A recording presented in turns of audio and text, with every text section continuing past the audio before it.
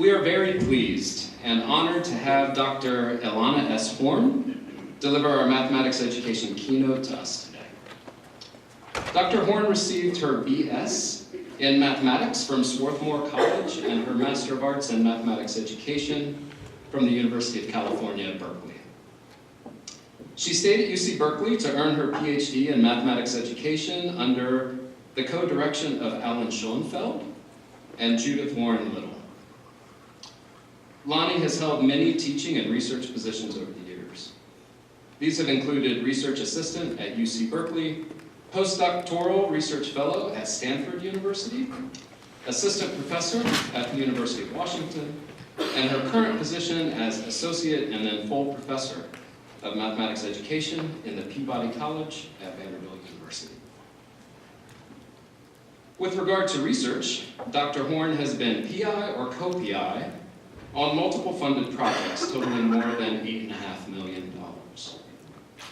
She has published 3 books and over 35 research articles and book chapters addressing various scholarly topics. Some of these include teachers' informal and formal learning, classroom discourse, teachers' discourse, motivation and engagement, and equitable mathematics teaching. Dr. Horn's work has had a broad reach. She has given over 100 presentations at local, national, and international conferences and workshops. She has served the field in numerous capacities, including being a co-chair of the Research in Mathematics Education Special Interest Group of the AERA, serving as advisory board member on multiple projects, too many to count actually, and most recently she has joined this is a really long title for this organization, the National Academies of Sciences, Engineering, and Medicine's National Commission on Mathematics Instruction, and this project that she has joined is working to promote the advancement of mathematics education in the US and around the world. Along the way in her career, Dr. Horn has received multiple honors, including UC Berkeley's Outstanding Dissertation Award, an American Psychology Association Outstanding Publication Award, and a visiting scholar position at the University of Haifa, hosted by Anna Spard. Dr. Horn's work celebrates the humanity of both teachers and learners in mathematics classrooms. Her work reflects the highest research quality we all strive to achieve, and at the same time remains firmly rooted in and applicable to classroom teaching. These qualities are evident in her latest book, which explores classrooms that successfully motivate students to participate in learning mathematics. In these classrooms, belongingness, meaningfulness, competence, accountability, and autonomy are on full display. As I reflect on her work, Dr. Horn helps me see that mathematics teaching and learning should be marked by either a human mathiness or a mathy humanness. I can't decide which, but maybe it's both. Many of us in this room have been inspired by Dr. Horn's work, and we're thankful for her important contributions to our field. We're very excited to hear what she has to say to us tonight, so please join me in welcoming Dr. Lani Horn.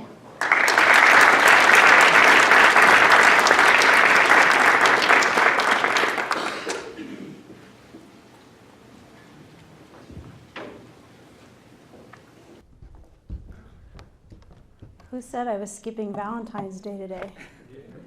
Wow. Oh, thank you so much. Okay, wow. Thank you very, very much. I am really grateful to be here. It's inspiring to be around so many people who are committed and engaged in mathematics education and science education as well. It's obviously a topic close to my heart, and so I'm glad to share some thoughts with you tonight. When I have an opportunity to give a talk like this, I hope you're willing to go with me on this ride.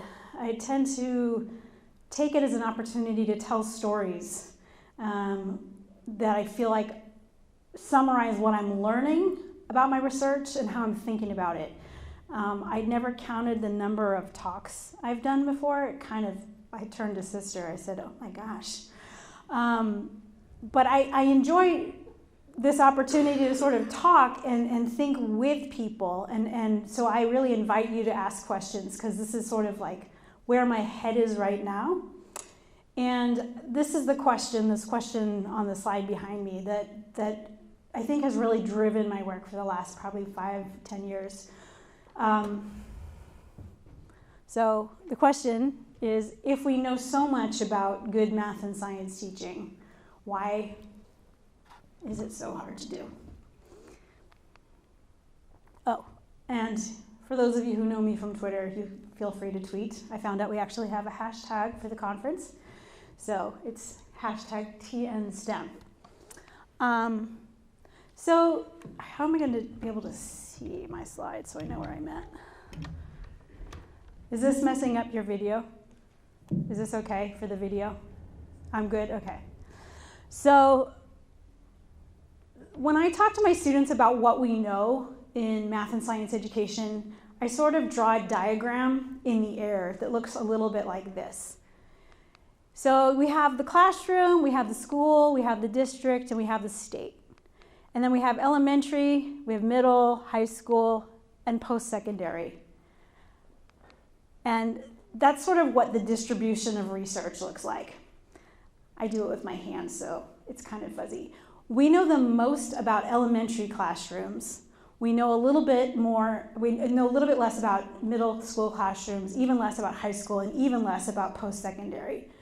And so the same thing, the density of our knowledge decreases as you travel right on that x-axis. And the same thing is true about the y-axis.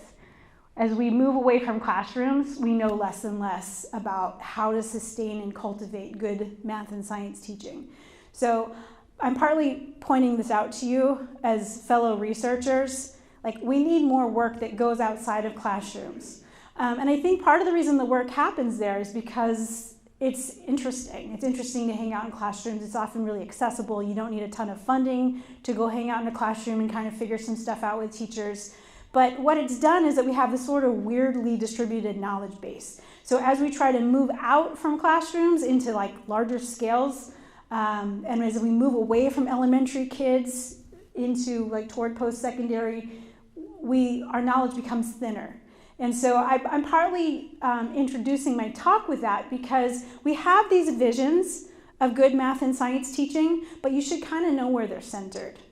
A lot of our ideas about good math and science teaching are really like well built up in elementary, a little bit okay in middle, and really not so hot once we get up to post-secondary. Not that some of you all aren't doing really interesting work there, but just in terms of as a field where we have like some really robust findings, there's a little bit of a distribution problem. Okay, so the kind of teaching that I'm going to be talking about tonight has often been called ambitious teaching. Have you heard that phrase before? Okay, so ambitious teaching is sort of these consensus ideas that might be captured in things like the Next Generation Science Standards or National Council of Teachers of Mathematics Principles and Standards. These sort of consensus ideas that come from that research base, remember, about what makes good teaching. So what we think makes good teaching, this ambitious math and science teaching, is that it allows students to meaningfully engage in core disciplinary ideas and practices. So it's not just about learning facts, it's learning how to do science, how to be a mathematician. And it also builds on their current understanding. So it also is drawing on what we know about how people learn, right? That it's not enough for me to suddenly bring you to a lab and have you do a science experiment. I need to sort of elicit what it is that you think is going on here so that your learning is using that as its basis.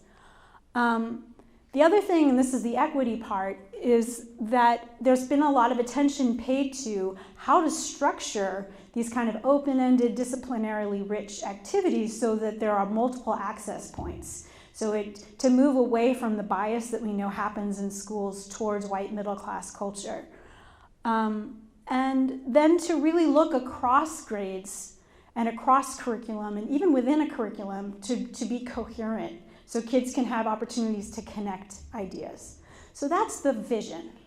That's the vision behind ambitious math and science teaching.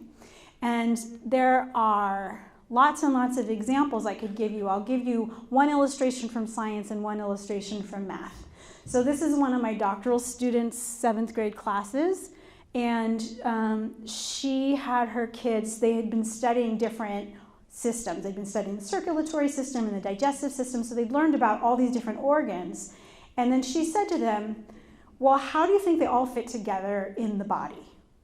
So the kids made their best guess model, knowing what organs needed to interact with each other, and they kind of built their best guess model of how the organs might be organized inside of us.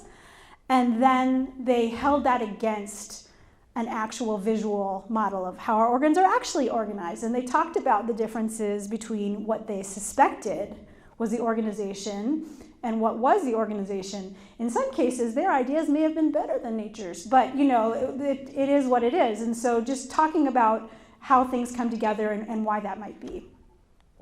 So that example, I would say, fits a lot of the goals of ambitious science teaching because the kids are engaging in the disciplinary practice of making conjectures. They're using what they know about the organs and how they interact, and the different systems and how they interact to make sense of things. And because there wasn't a right or wrong answer about the guessing part, lots of kids had access. Anyone could build a model.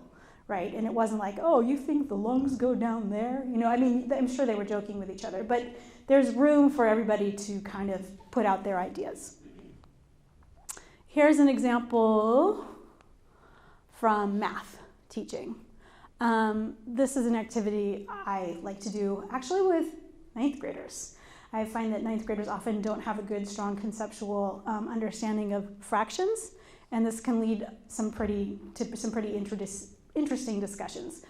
So I give them this diagram and I ask them to decide which fraction of a square, of the whole square, each of the pieces represents, and have them write it down, and then they share with a partner to describe how they know. And this usually generates a lot of conversation. Some of the pieces are more obvious, like A and B are pretty obvious, but H and I get a little funky and C and E get a little funky, and they have to really start to think about how you partition wholes into parts. So this is an activity that elicits students' ideas about part-whole relationships and builds on their current understandings, but it's also structured to maximize their access to important ideas, because a lot of kids will have like a procedural understanding of how to calculate with fractions, but not really have a good conceptual underlying understanding. And so they're starting to connect some of the ideas about ratio. Because a lot of times their sense making about, say, F and G is the relationship between F and G, and how would you know. Okay, so there are a lot of resources out there that will tell you what these classrooms should look like, right? We have a lot of stories about classroom level stuff. And I put a couple of my books up there too, because I've written a couple of those books.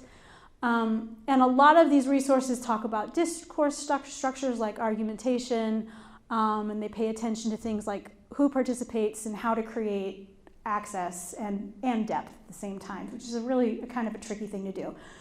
So I literally have a bookshelf in my office that's filled with these books, right? So we have a lot of knowledge about what good math and science teaching looks like.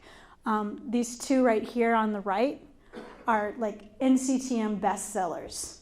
Have you heard of the 5 practices? A lot of you have heard of the 5 practices. So we have a lot of knowledge. I'll go to a lot of classrooms where teachers will say, oh, I do the 5 practices. And the 5 practices, for those of you who didn't raise your hand, are a way of describing how you can organize a lesson to really build on student understanding. And there's a math version and a science version, which is part of why I chose it for my running example for this talk. So the 5 practices, for those of you, again, who don't know, are to anticipate students' thinking, to monitor their work as they're doing the task, to select examples of student work, and then to sequence them in a particular way to draw out whatever idea you're working on that day, and then to help students connect the different solutions.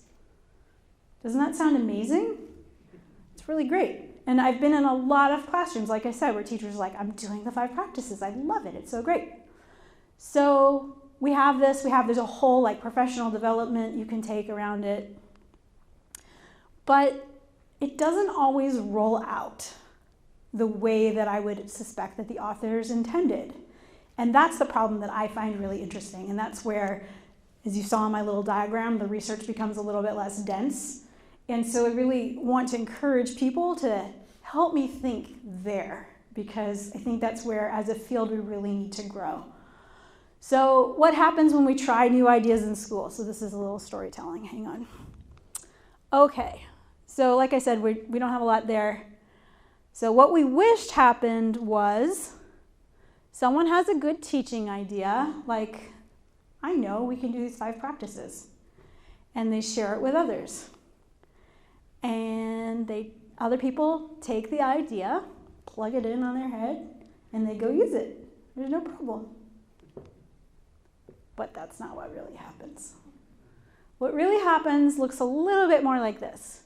Someone has a good idea, and they share it. And everybody hears a slightly different thing.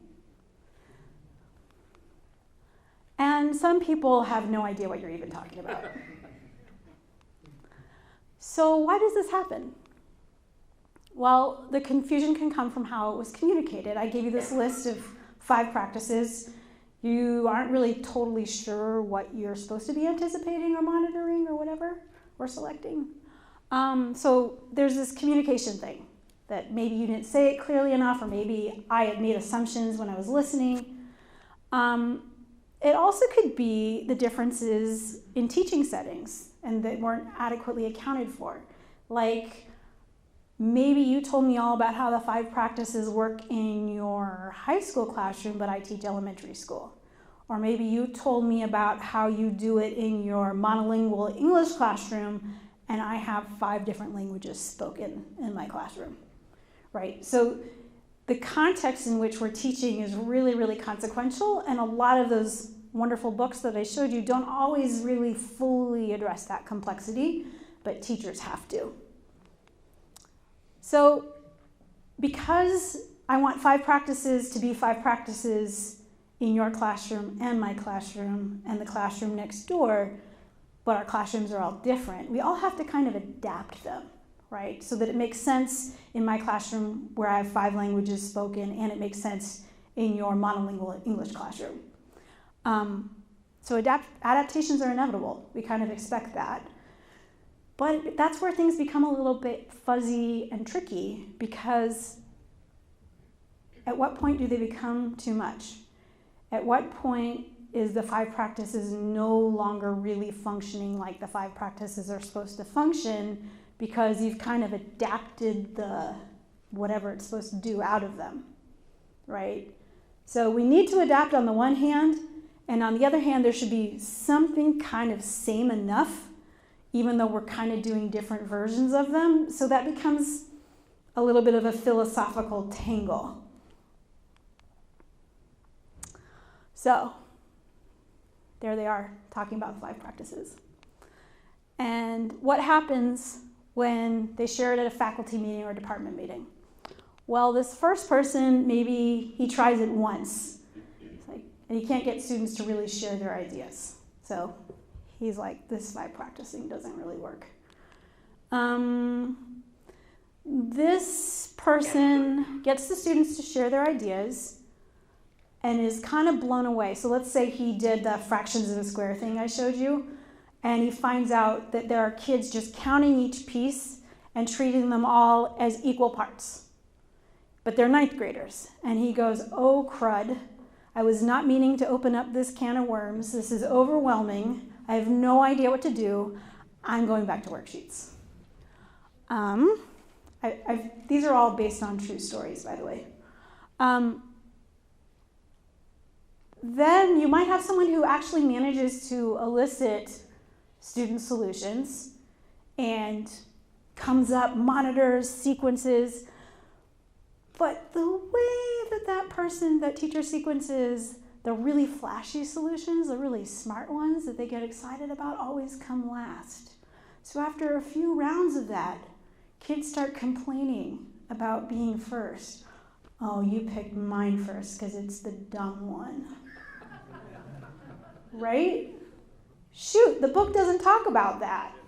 Right? And so this is what I'm trying to bring to life here, is this complexity of like really doing this stuff in a meaningful way in the classroom. It's living in the midst of all this other stuff and all these people, these wonderful people who are our students. And we as teachers are trying to make sense of it all the time.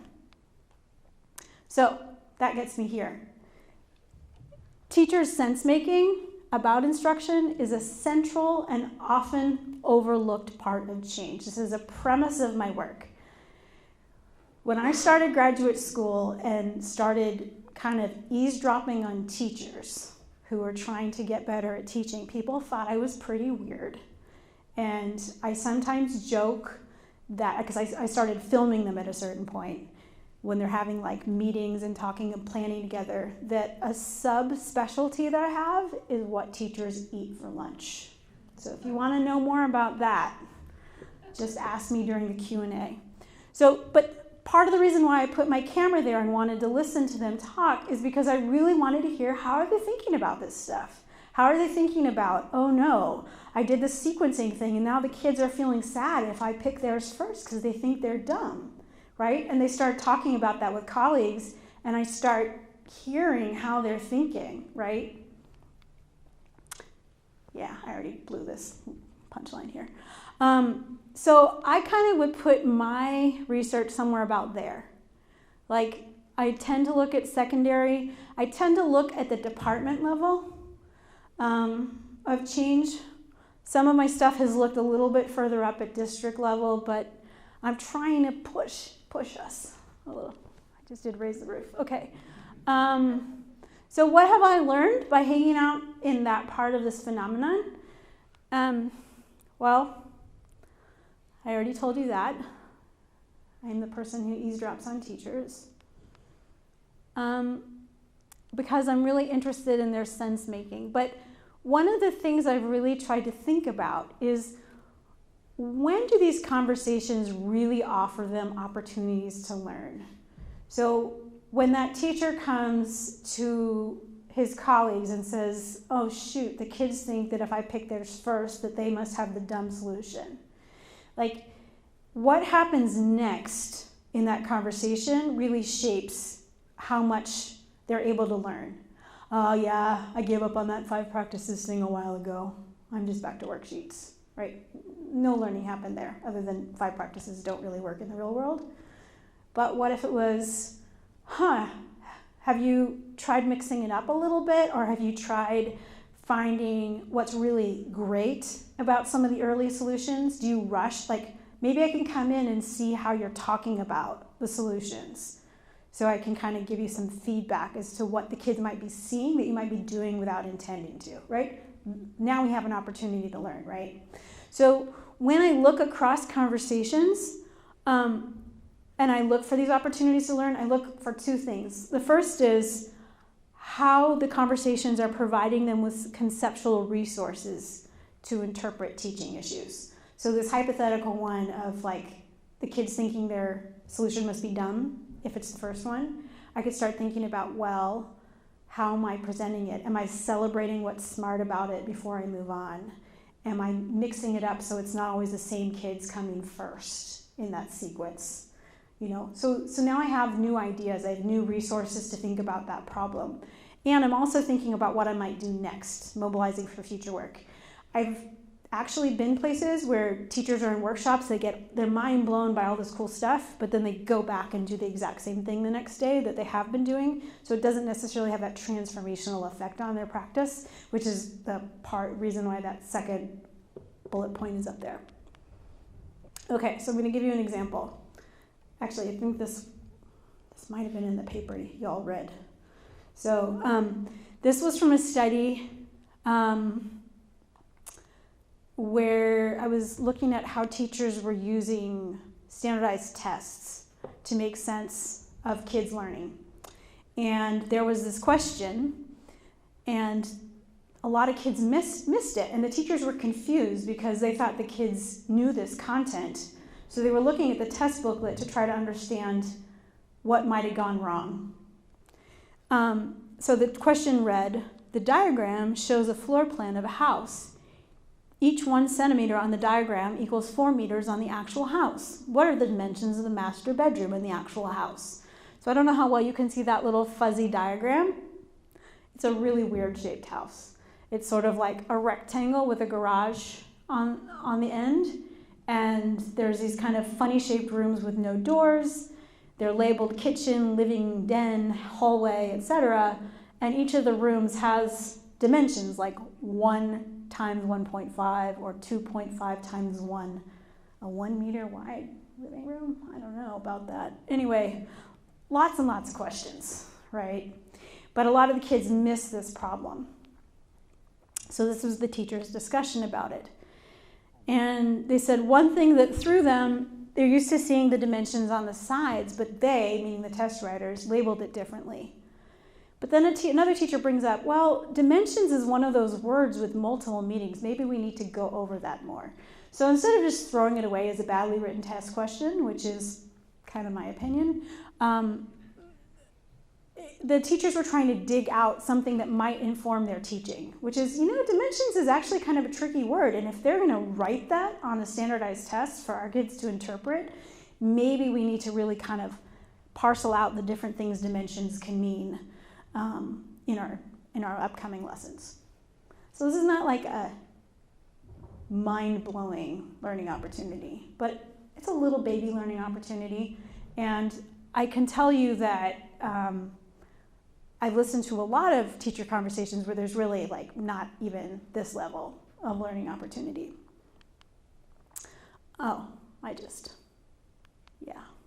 sometimes get excited and forget to click. All right, so looking at hundreds of hours of teachers talking in this way, through this lens, I've been able to start to sort out what helps support their sense making, especially as they're trying to move towards ambitious forms of instruction. The first thing is this idea of epistemic stances. Teachers' epistemic stances matter, and what I mean by that is their perspectives on what can be known, how to know it, and why it is of value. So what teachers think matters in teaching and learning, how they think of their content, how they think of students, how they think of learning, their assumptions about instruction, all of those things are really foundational to how they make sense of the problems that come up when they're teaching. And I just have to say, this gets to why that sense-making thing in the mediated field experience is really important. Because I want to sort of work on their epistemic stances. I want to trouble the assumptions that they come into teaching thinking about. Sorry, we were in the middle of a conversation when I had to start this talk. Okay. So here's an example of an epistemic stance. This is again part of the same study where we were looking at how teachers made use of standardized test score data. And this was a statement made by a principal who had gathered all his teachers into a room to look at these sort of sheets of their kids' names and whether they were red, yellow, or green in terms of red is you're not meeting standards, yellow is green is you're good to go. And he wanted the teachers to kind of see if the test score data lined up with their own impressions of the students learning from class. And he said, the importance of this before we get started is to dig deep to make sure we're meeting kids' individual need. We're talking to them about their test scores, that we're having those conversations that motivate them. So this whole thing right here is a kind of an epistemic stance to make sure we're meeting kids' individual need. So it's this assumption that the test scores are going to reflect how well we're meeting their need, and that talking to kids about their test score is an important part of what teachers should be doing in relation to kids. Not all teachers think that. Not all educators think that, but this guy thinks that's important. And he's connecting it to conversations that motivate students. I think these were 7th graders, and maybe there are some 7th graders who are motivated by talking about test scores, but I know that I personally know quite a few 7th graders who aren't motivated by that, but that was what this educator believed about the relationship between test scores, motivation, and engaging kids and attending to their individual needs. So the other thing that we found out about by looking at opportunities to learn and how teachers make sense of things is that accomplished teachers talk differently about their work than less accomplished teachers.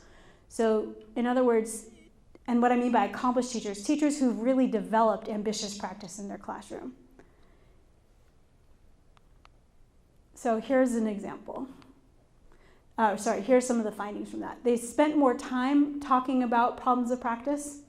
So let's go back to the hypothetical 5 practices guy whose kids are feeling bad for being picked first.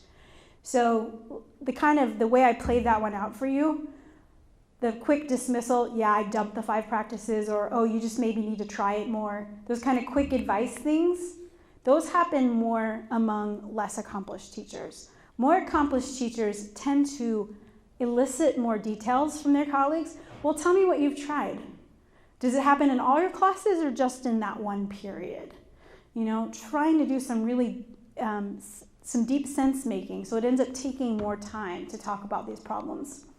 The other thing was that they linked broad ideas about teaching to local particulars. You know, if it's only happening in 3rd period, wait, who do you have in that class again? Oh yeah, I had him last year. He tends to have really low confidence. So he's always looking for reasons to be thinking he's a dummy. So you probably need, so in the course of explaining that, the teacher's talking about issues of confidence, issues of, prior history. So this incident, this thing that you're finding in your classroom when you're doing the 5 practices and sequencing, I know something bigger that puts it in context. And so that kind of reasoning comes out more with accomplished teachers. And similarly, as I drew out in this example, accomplished teachers are more frequently considering students' cognitive and affective experience. So we see that come out more in their talk, that they're taking students' perspectives, again, right, of the lesson. And the way that Brittany, Kane, and I ended up describing this is that they really exhibited an ecological view of the classroom and of teaching. So it wasn't like just about this sort of plug and play of, oh, I'm going to take this, do it in my classroom, and it's going to work, but more about thinking about how this new idea, whatever this innovation is, whether it's a new task or a new curriculum or a new practice, is going to kind of fit in with all the other things. So overall, accomplished teachers end up with more opportunities to learn in their talk. So we have this sort of Matthew effect of the rich getting richer, where accomplished teachers are more likely to successfully take up new practices. Okay, so what does this have to do with implementing good ideas? So if somebody with a good idea maybe could have a productive discussion, sort of that dialogical discussion I modeled when I was describing the accomplished teachers, where they're eliciting more details, where they're saying, hey, maybe I can go and observe in your classroom and give you feedback. So it's sort of this sense-making over time, as opposed to just sort of a one-shot advice thing. So instead of just handing over an idea and hoping for the best, maybe the idea of having sustained dialogue could help people get more on the same page and help the people who don't know where to begin to figure out where to start. So the goal of thinking about teacher sense-making is to think about ways to support teachers' ongoing sense-making about ambitious teaching. I think that is sort of like the overarching research question for that place on the graph where my curiosity is right now. So what are the puzzles here? Well, it's not that we don't have ways of trying to help teachers improve, right? We do. We have a toolkit, and you're probably familiar with these things. We have professional development. Some places have professional learning communities, and we've tried instructional coaching. These all seem like potentially productive ways to help support teachers to grow their practice. Well, let's talk about what works in professional development. It gives educators access to new ideas and practices, for sure, and it can help new ideas spread quickly. I mean, those of us who've been in education for a while know, or maybe some of you remember the TI-81 workshops that were all the rage in the 90s. Anyone? Sorry. All right, thank you. Right, so like we all went to those workshops and we all learned how to use the TI-81 with the big poster and everything like that. So they can help new ideas spread quickly. But there's some drawbacks too, right? This whole idea of one shot doesn't really give people that sustained sense-making opportunity that they need. And a lot of times, we've actually, in my current study, we've actually followed teachers from workshops back to their classrooms. I've gotten really creepy now. And one of the things that we see is they'll get super excited about seeing a presenter, and then all the complexity comes out when they try to use it in their classroom. And some of them are like, huh, and notice it, and some of them don't notice it as much. So sometimes the puzzles of a practice don't come out until you've tried it, right? So the one-shot aspect of a lot of professional development doesn't allow people to come back and go, wait a minute, I tried that, but now I have this new question that I wouldn't have known to even ask when I first attended your workshop. The other thing is that these things aren't always coherent, either with other initiatives in a school or district or other demands on a teacher. I have so many things to say about that. I recently was in a classroom of a teacher who's been teaching for over 20 years, and I felt like looking at her classroom was like looking at geological layers of different professional development. Nothing ever went away. Everything was added in, because there's nothing in professional development that says, hey, maybe do this instead of that. It's always do this, right? And so I was overwhelmed trying to pay attention to all the systems that were going on in her classroom. She had group roles, she had red, green, and yellow cups to signal how much kids understood. She had vertical, non-permanent surfaces for kids to work. There were so many different things happening. I wasn't sure what the overarching routine and logic of her classroom was. And I'm not saying this to ridicule her. I'm just saying this is, I think, a shortcoming of the way we do professional development. We just add. We add. We don't give people a really good framework for subtracting or revising. And this is related to, just because you've gone to a workshop doesn't mean someone's gone into your classroom and to say, wait a minute, that's not exactly what I meant by that. Maybe you should try it this way instead. So there's no real feedback for what's happening in the classroom. So I would say professional development kind of goes on this model of here you go. Ding. Okay, professional learning communities. What works is that they give teachers often on-site relevant support. So we're talking about the same group of kids, the same curricular constraints, the same administration, oftentimes the same school level goals. So there's a little bit less translation to do with what we talk about in professional learning communities versus professional development. A lot of times what I see teachers doing in professional learning communities is divide and conquer the tasks of teaching. Okay, you write the test, I'll plan the next 2 lessons, you help with this thing that the administration wants from us next week, go. And everyone's really happy because they were all gonna have to do these things by themselves and their work just got divided for them. And that's actually a really big deal in teaching, because as we were talking about at our table, teachers don't have enough time to do all the things that are asked of them. So a lot of times in surveys, when you ask teachers about professional learning communities, they'll say, oh my gosh, it's the best thing ever. But it's not necessarily because there's like these great learning conversations happening. They just really appreciate the emotional support and the backup in terms of the labor that they have to do. And they can be sustained over time. Typically, professional learning communities, when they're working well, happen over the course of a year. And in the best cases, they do support teacher learning to improve instruction. So like that hypothetical conversation where the colleague elicits more details about, well, what happened, what class was it? That is something that could really support the teacher making sense of the 5 practices and why his kids are feeling bad about being picked first. So I do see that sometimes. It's pretty rare though. A lot of times what happens is that the norms of privacy that kind of govern the way teachers interact with each other restrict their learning. So the way teaching as a profession has historically been organized is I close my door, I do what I do, and you do what you do, and we don't ask each other too many questions, which is why when we come together, it's okay to kind of share lessons, but we're not going to say too much about what's actually happening behind the door. And that's something that sociologists of teaching have really documented pretty thoroughly. But the problem with that is that then we're not really getting to the hard stuff. We're not getting to the stuff that's not working or that we're struggling with or that we're really puzzled about.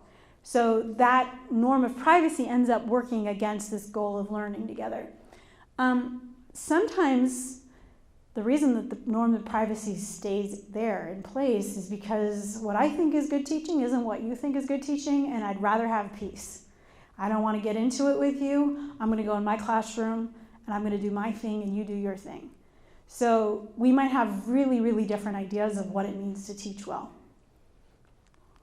PLCs are also often an investment in time or money, either that or their teachers' unpaid time, which is not cool either, right? So if we're going to sustain PLCs, then they require an investment so that teachers either get compensated for the time or get a free period for that time, or that it's during reserved professional development time. And because although there is a lot of research that shows when we find higher than expected student performance, there is a professional learning community, it doesn't always go the other way. So people are often reluctant to invest in professional learning communities. So professional learning communities in the end can end up being kind of like this, where people are kind of not all talking about the same thing, but they don't always realize it. Instructional coaching. What works about it is it gives people tailored support. It gives them direct feedback on classroom practice. Someone's in your classroom, watching a lesson, co-teaching with you, modeling a lesson. There's so much that can be beneficial, and a lot of times these relationships between coaches and teachers are sustained over time. But it's relationship dependent. In the study I did where we were looking at a school district trying to improve, some of the coaches knew they couldn't go into certain classrooms because the teacher didn't want them there, they weren't welcome there, even though the administrator was saying, hey, maybe you should go over to Mr. So-and-so's classroom. There just wasn't the relationship. So it doesn't always work for everybody. It's a huge investment of time and money to really do that. And the other thing that we've seen when we've studied who gets access to instructional coaches, it's usually the struggling teachers. Usually if there's one instructional coach in the building, the administrators say, go to that classroom and get those kids under control. That teacher's really suffering. So it's not going to, instructional coaching the way we do it now isn't going to do a lot to raise the ceiling. It's just going to keep the floor from falling in. Does that make sense? So we haven't really worked instructional coaching to be a solution to getting people better at like any kind of big scale. So we tend to focus on these folks who don't really know where to start. So this brings me a little bit to my current project. I'm not going to spend a lot of time here, just for interest of time. But what I'm doing right now is I'm working with experienced urban math teachers to support their development in ambitious practices. And The name of our project is Project Sigma, which stands for Supporting Instructional Growth in Mathematics. You can look at the website if you want to read more about it. It's kind of under development, but you'll get the idea. And what we're doing is we're working with experienced math teachers. They all have 5 or more years of experience. They're all part of this organization called Math for America Los Angeles that invests a ton in them in terms of their professional development. They go to monthly workshops, all-day workshops. They have professional learning communities at their school. They all go to conferences. They get a $10,000 a year stipend for participating, and a lot of them tell us it's the only reason they're able to stay in teaching and live in Los Angeles at the same time. But one of the things they said was, we love the workshops, we love the community, we love the opportunity to go to conferences, but we don't feel like we're getting enough feedback on our teaching. So we were trying to work with them to think about what would it take to give these experienced teachers feedback on their instruction. And the thing about Los Angeles is that geographically, LA County is as big as the state of Delaware, but with a lot worse traffic. So it's not feasible really to just send a coach to all the schools. So we're trying to help them develop a way to use video that they might be able to upload to the internet. Somebody can do sort of a video conferencing review with. So right now what we're doing is we are filming the class with 2 cameras. I don't know if you've seen those swivels, the robot tripods that follow the teachers around. So we have a swivel capturing the whole class, a teacher-centered record of the whole class, and then we have a point of view camera on the teacher. This teacher has it strapped to her chest. One middle school teacher got all her kids to bring in their permission forms by promising to wear it on her head. Middle school teacher, brilliant. Sometimes they do it on their shoulder. So this just gives us a record of sort of what the teacher's looking at a little bit. And we do it as co-inquiry. So we ask the teachers, what are you working on? What are you wondering about? And so that their questions about their practice are what we're engaging. And then we review these video records, and we find usually 4 to 6 moments of the class session that can help kind of uncover something that will help us have a productive conversation about what they're wondering about. And there's so much that we're learning. That would be like a whole other talk, and it's late, so I'm not going to do that right now. But some of the highlights of things that we're learning, and I think this has been my biggest takeaway, is that ambitious teaching requires teachers to synthesize complex practices, bringing together new ideas into a particular situation where there are competing demands. Now, when I say that, there's a part of me that has that sort of social scientist moment of, well, of course. Have you ever had that when you're analyzing? Okay, I have that all the time. But I think part of what is really becoming clear to me is how much of teaching is interpretation and synthesis. And when we think about, like, I don't know, you choose your favorite thing. I mean, Bloom's taxonomy, right? Synthesis is like the hardest thing. And we ask teachers, we give them these workshops, we tell them about these practices and say, go synthesize it.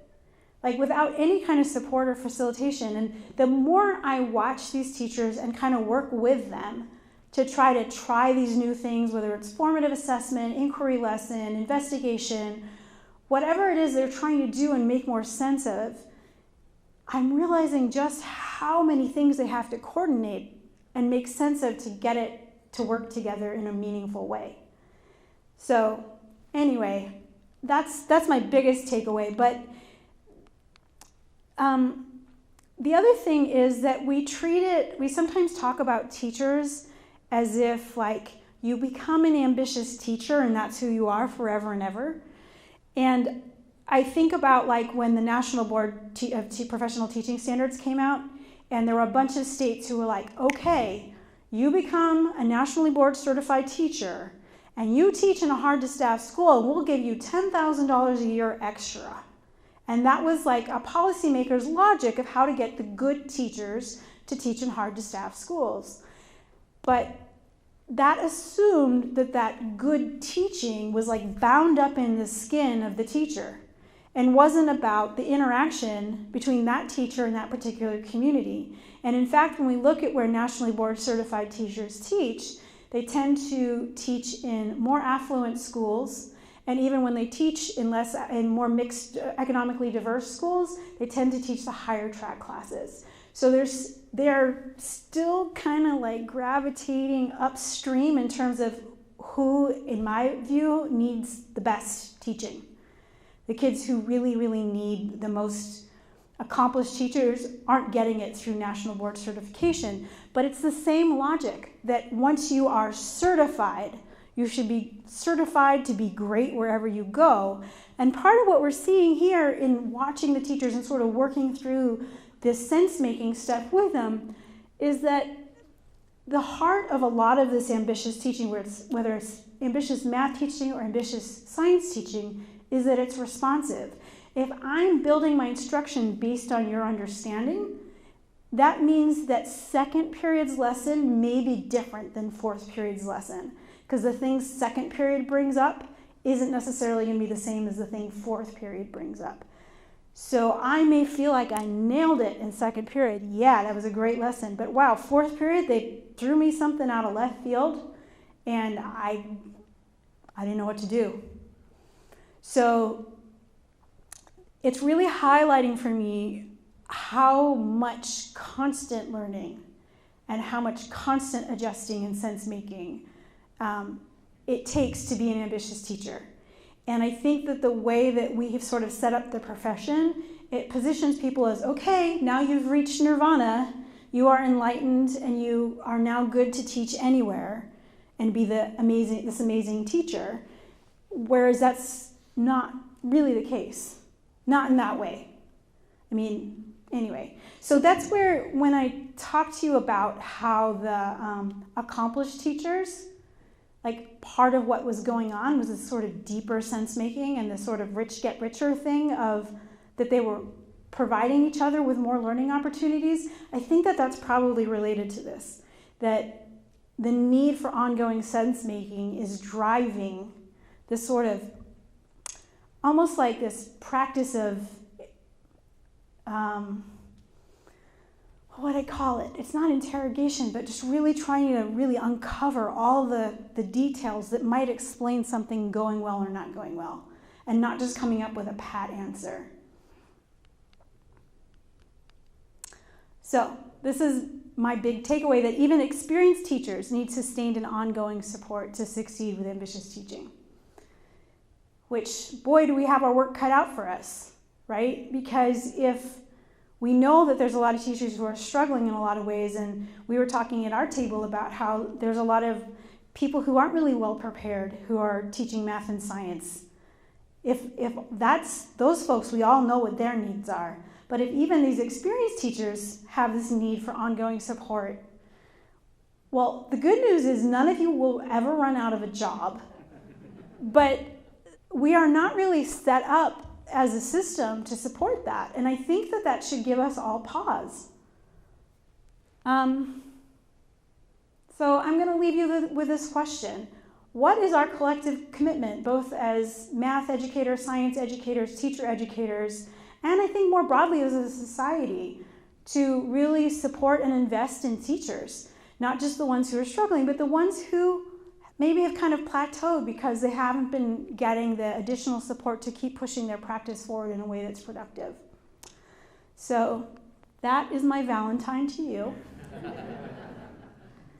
And I thank you for listening to me and letting me tell my stories.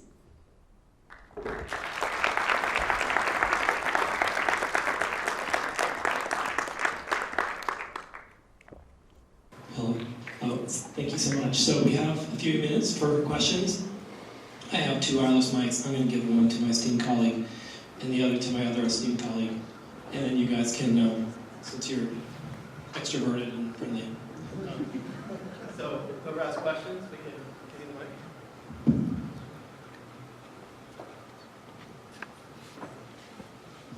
So you talked a lot about what you see in practicing teachers. As people who are preparing them to be teachers, what are some things that you would say are like primary things that we need to focus on to prepare our teachers to be lifelong learners in that setting? It's a great question. I was looking a little bit at your poster about the modules you had around the content, and I think that we as a field have really become clear about how we need to disrupt pre-service teachers' ideas about the PAT ideas they sometimes come to us with about what math content is. And I think we have some good tools for doing that. I think what we're needing to work on more are tools for really helping them have a much more complex view of student learning and of who students are in our classrooms. I think that even among teachers who I really respect, sometimes I hear them say things about kids that surprise me in terms of the assumptions that they're making about kids' lives, about what it means to struggle in math class. And I think that if we could add more nuance and texture there, I think we would set them up to be a lot more curious and less quick to judge when kids are having a hard time.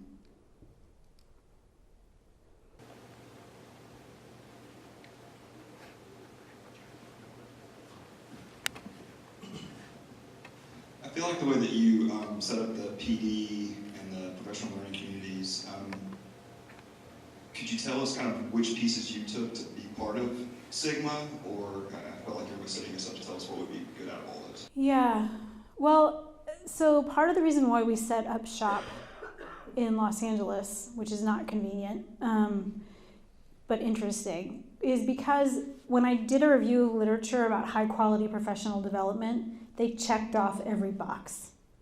It's sustained over time, it involves a community, it involves, I don't remember the list off the top of my head, but whatever that list was, every box was checked. And yet the teachers were saying, this is great, but, and the but was, we wish we had more people giving us feedback on our classroom. So it kind of for me highlighted, I think a lot of teachers go to PD. I mean, you should one time follow teachers in PD. It's super interesting what they pay attention to. One time I was following a teacher in a PD workshop, and what she was really interested in was the slide maker tool that the presenter was using, right? It had nothing to do with, she was like, that was a great workshop. What was great about it? Well, that slide maker, that was so awesome. I'm going to use it in my classroom. And that was not the topic of the workshop, right? So, because they're humans, they're people, right? But so good PD is a really fascinating thing in itself. But when we look at sort of the larger scale studies that have been done, we do know some of the features of what seems to have at least a self-reported impact on practice. And that self-reported part I have a lot of concerns and reservations about. But so we were building our project off of sort of what we found in the world as sort of a best case, so that we can say, look, these are teachers who are living in this sort of best case world, and they're still struggling. I mean, calling them struggling is not the right word. They're still challenged by these aspects of ambitious teaching. And so that's sort of what really kind of brought home to me how hard this is, how hard what we're asking teachers to do is, and how PD as a mechanism for supporting that is really inadequate. I don't know if I answered your question. I kind of went on a little tangent there. This is way past my bedtime.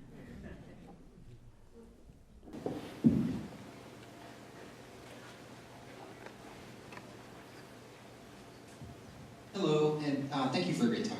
Thank you. You mentioned two things that come from teachers' interactions that are helpful. One of them is kind of new ideas, but that's what I remember. It wasn't exactly that wording. That's fine. And the other was kind of being mobilized to take action. Right. So I called it conceptual resources and mobilizing for future work. Yeah, with you. I'm thinking about a project with Josh over here, where we're looking at teachers interacting online. And it seems those interactions seem to be really good for those two things, but not the last thing you mentioned about synthesizing, sort of making sense of it all. It almost seems like more of an example of what you just mentioned, sort of shiny thing here, this new slide maker tool, or this Pinterest resource, or this activity from teachers pay teachers. Do you have any thoughts on what the role of these interactions online or through? I'm fascinated by that question. Thank you for asking. I like lurk on teacher communities, like the Twitter teacher community in particular. That's like my main reason for being on Twitter, or at least my main initial reason for being on Twitter. Now it's all about the cat memes. No, I'm just joking. But I was really fascinated by this because I saw there's this really vibrant math teacher community online. And I was thinking hard about like, what are they able to do that's kind of like, how is it different than when teachers are face-to-face in the same school? So here's what I think they can do better. They can, like you said, they can upload docs, they can upload, PowerPoints, they can upload Desmos apps. They can really share like tools with each other. They're able to do a lot of like activity swapping in a pretty fast and efficient and large-scale way, which is pretty cool. Like, hey, I need a lesson on the unit circle. Here you go, right? Like, that's pretty amazing. So it's really, really great for resources. And then there are teachers who blog and will sort of talk about, like, here's this thing that happened in my class, and then other people will give advice. So that interaction does happen. I think that unlike professional learning communities that are based in schools where we're all kind of working in the same conditions, so we don't have to really articulate the water, even though we're all fish, right? So sometimes I've seen teachers kind of talk past each other. Like I saw, there was a teacher who was working in a Title I school who was getting advice from a teacher who was working in the suburbs, and it was kind of like, no, what you're talking about doesn't compute. So I think that can be a shortcoming of those, like some of those kind of nitty-gritty, like context-specific things don't communicate as well, but the sharing of activities is amazing. I mean, sometimes they share terrible activities too, but like the ability to share activities. Does that answer your question? It does, yeah. Okay. Gives me a lot to think about. Thank you. Mm-hmm. So we work with a lot of math coaches and science coaches in our area, and it's usually at the district level. Mm-hmm. So really, when it comes down to it, the coach may see a teacher once a month, Mm-hmm. or in a good situation, maybe more than that. But Right. typically, and then it's the teacher who needs the most help Yep. from the principal's point of view. So, do you know any stories of how that's successful or how it works out well? Mm-hmm. Like where there's a change in the end, like the teacher has an epiphany, and the kids have. We've definitely seen some good instructional coaches, and the trick. Okay, so Brooks and Brittany just wrote this paper, Seth, on who the coaches answer to, whether they answer to the principal or whether they answer to the district. Answering to the principal can be kind of a dangerous situation. Because what they found when they did a large-scale analysis of how coaches use their time is they ended up a lot of time covering for classes, administering assessments, collating assessment data, not instructional coaching, even though that was their title. If you are district-based, it seems like you can keep a little bit more of an eye on being an instructional coach and not being beholden to these other kind of important obligations, because if you don't have a sub show up, you need someone to cover the class. But are you asking specifically for like what kinds of activities? Or are you wanting to hear like a happy ending of like, there was this teacher who like a fairy tale of like... What's the trick, right? You're going to visit a teacher 3 times a semester as a coach, and so 6 visits. This is a really good question. And this is actually part of what we're trying to figure out in our project is like, what are good frameworks for thinking about those coaching conversations? And right now, our working conjecture, and this is working with experienced teachers, so I'm not sure how well it would translate to like struggling teachers or novice teachers, but we think about how that, going based on that finding about how accomplished teachers really think in this sort of connected ecological way about problems of practice, that we try to coach from that framework. So if we don't just talk about a teaching practice or a teaching move, we don't just talk about student thinking, and we don't just talk about the content. We try to talk about the connections across them. So an example from a coaching session we did recently was, or actually it wasn't recently, but I've been watching the tape a lot, so it feels recent, was an AP statistics class. And the teacher was like, wow, all the kids think that when there's a situational bias in the survey question, it has to be a yes or no question. What, I'm a little bit flattening it to be simple. And we're like, interesting. So, and we started playing these videos where kids would bring up other kinds of data that wasn't yes-no data, that was more numerical data. But the other kids were going, no, you can't use that. Like, you can't use that. And she was like, gosh, why do they think that? And then, so that would be sort of like a kid learning problem, a kid learning math problem. And we sort of wanted to bring back the teaching part of it. So we started looking at her lesson, and she realized, oh, crud, all my examples were yes-no questions. So the kid's misconception was very directly tied into how she designed the lesson. But at first she was just seeing it like, gosh, that's so weird that they're getting confused like that. So our kind of working framework is you never just talk about teaching, you never just talk about math, you never just talk about kids and their learning. You try to bring those three things together. So far we've had pretty cool conversations. We've done about 28 of these now. I don't know, you can try and tell me how it goes, but that's what we're trying to do. Thank you.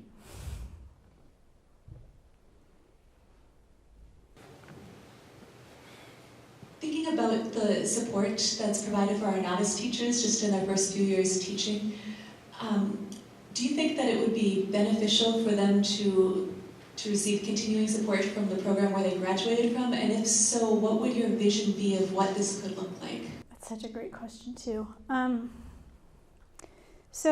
think if the program is really able to come together and help cultivate a vision of teaching that not only nuances what content is, but also nuances things about student learning, right? Which we know is one of the things that's really talked about in reductive ways once you get to school, right? Oh, this is an A student, this is an honors class, right?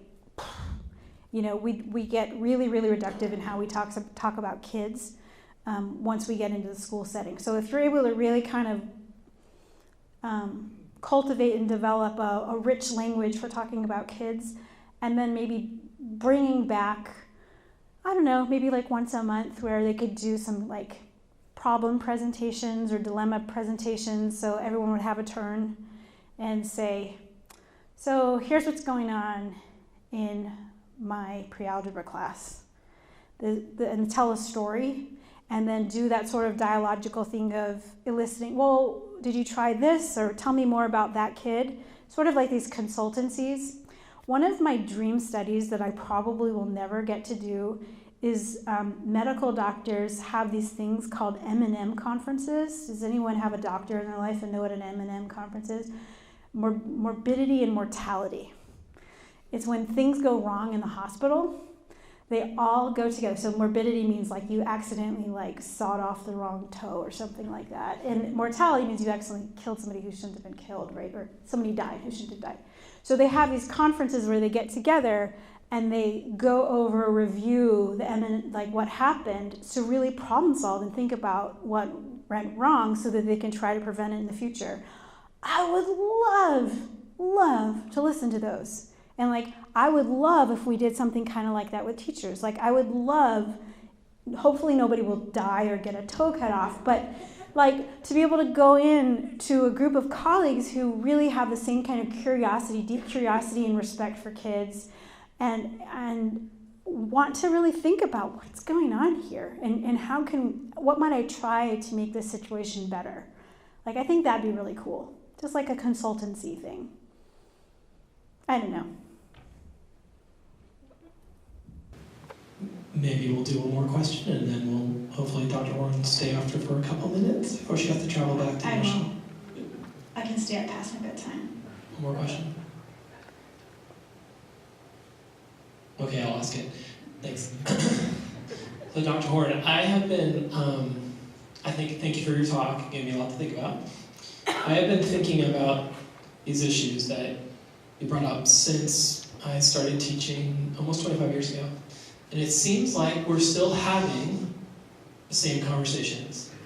So I'm wondering about our own epistemic stance as teacher educators. Yep. Like, should we think about the way we're conceptualizing and the assumptions we're making about changing the system so that in 25 more years, when you and I are maybe a little older, we're having a different conversation. Maybe one that's a little bit further along. That's my hope. I think you're right. I think I've been thinking a lot about this issue of synthesis that teachers have to do. And I'm thinking a lot about why it's hard for teachers to make use of research. And I'm thinking about how when we design research, we necessarily isolate things. And we necessarily say, oh, I'm not talking about that. I'm talking about this. And that's part of how we make our research rigorous, right? So we're kind of like taking away the thing that might give it ecological validity in order to study it. And so I'm a little bit in like, kind of swimming around that paradox. I'm just thinking about the way different research knowledge, truisms in research have been arrived at.